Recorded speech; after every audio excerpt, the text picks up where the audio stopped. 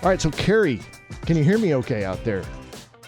I hear you great. And so can you tell me where you're at, or is it a secret? No, I'm in East Texas. I'm in Palestine, Texas. We're doing a GAF Master Elite roof replacement. Awesome. Nice. So you actually walk the walk then. You don't just sit behind a desk somewhere. I try to. Yes, sir. All right. So what we're going to be talking about today is really roof maintenance tips for homeowners. And there's some things that we can do to help the health of our roof, the longevity of our roof, but also so we kind of know if there's going to be a problem with our roof that maybe we need to call a professional out to take a look at. So let's talk a little bit about inspecting shingles each season. So what are we looking for if we're checking out our shingles on our house? Well, a lot of times you're looking for granule loss. No, over time, over years, granule loss is just going to be natural. It's going to come off from the adhesive that's holding it onto the asphalt shingle.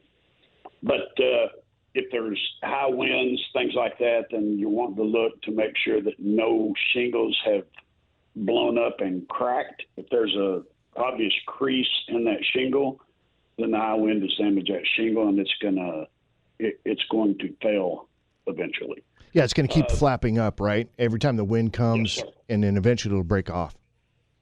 Yes, sir. Yes, sir. Yeah, it will have ceased adhering, and it will no longer. It's just laying up there, and it's bound to come off sooner or later. Okay, and well, let's talk a little bit about the granular surface loss. So, for folks who don't understand, the granular part is the is what on the shingle?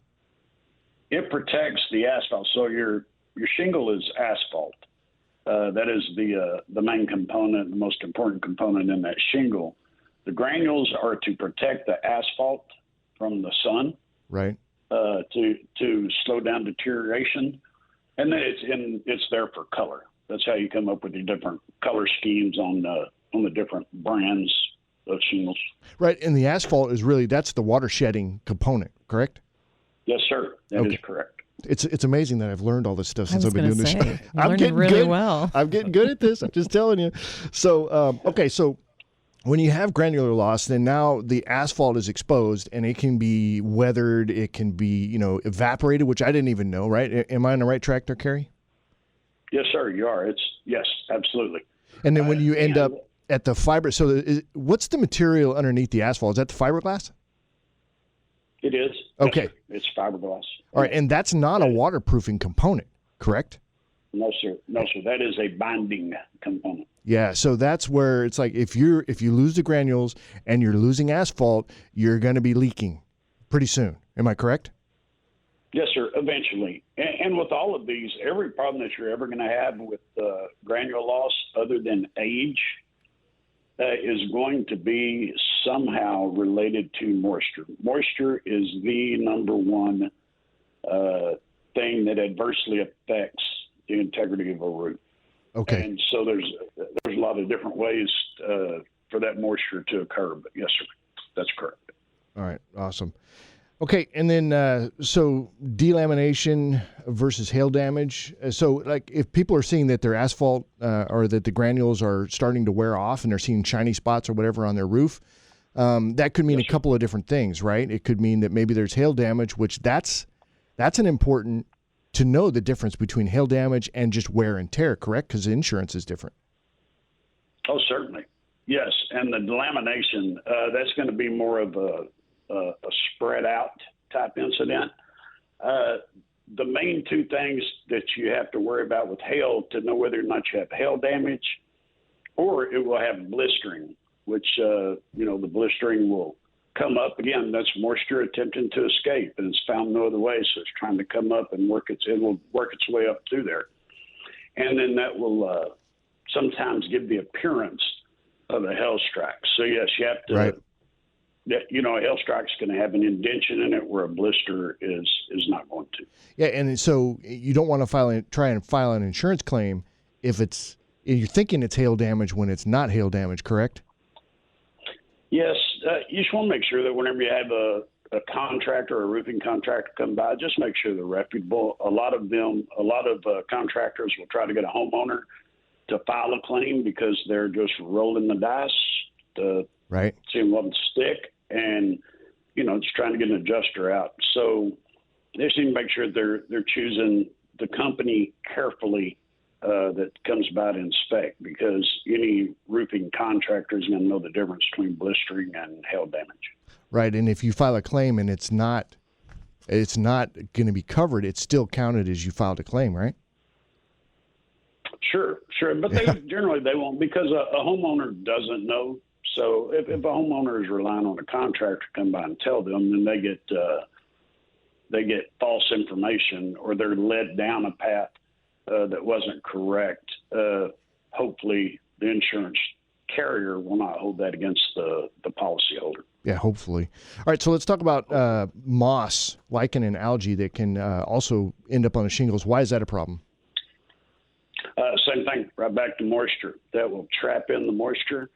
And if it stays there, then again, that moisture's got to escape from somewhere. And once it's underneath that moss and that algae, it's got to move to try to escape. And eventually it's going to either escape downward into the attic or somehow upward up through the shingle, like in a blistering situation. All right, and how would you remove, let's start with moss. How would you remove that if a homeowner sees it up there, which typically if your home is shaded a lot, right, that's what's going to draw the moss in a little bit, which I don't know how big of a problem. Is that a problem here in Texas or no? No, not really. Yeah. You have to have a very high humidity. You have to have a very humid area for it to become a problem. So we don't see a whole lot of that. But, yes, you don't ever want to do anything abrasive to take any of that off. If you can't just hose something off, but any algae or fungus, things like that, there are plenty of products out there that are just, it's spray-on application. Generally, it takes a couple of applications at least. And what it'll do is the first application will kill the top layer, and then once that's done, that second application will allow it to truly get down in there. And generally, you have to do that if that is a problem on your roof. You need to do that, at least inspect and probably address it once every 3 years or so. Okay, and you probably wouldn't want to power wash it. Am I right? No, absolutely not. Not if you want to keep the granules. Well, but what about a metal roof? I mean, you could probably power wash it, but that seems like that'd be really slippery. I don't want to fall off that. Oh, yeah, it would.